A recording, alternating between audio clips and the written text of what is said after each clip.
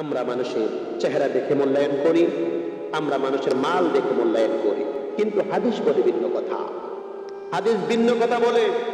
ইমামুল আম্বিয়া রাসূল পাক সাল্লাল্লাহু তাআলা আলাইহি ওয়াসাল্লাম বলেছেন, আল্লাহ পাক রব্বুল আলামিন মানুষের চেহারা দেখে না, আল্লাহ পাক রব্বুল আলামিন মানুষের মাল দেখে, কিন্তু আমার আল্লাহ পাক রব্বুল আলামিন তার কলব দেখে, তার অন্তর দেখে, তার আমল দেখে।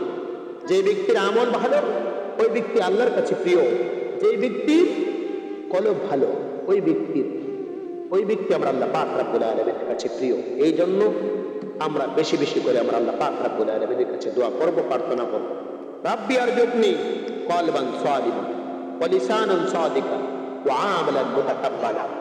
এই তাসবিহ আমল যদি আমরা বেশি বেশি করে পাঠ করি, আল্লাহ পাক রব্বুল আলামিন যদি আপনার কলবকে কত পবিত্র করে দেয়, আপনার অন্তরকে যদি কত পবিত্র করে দেয়, আপনার কাছে গুনাহ থাকবে না।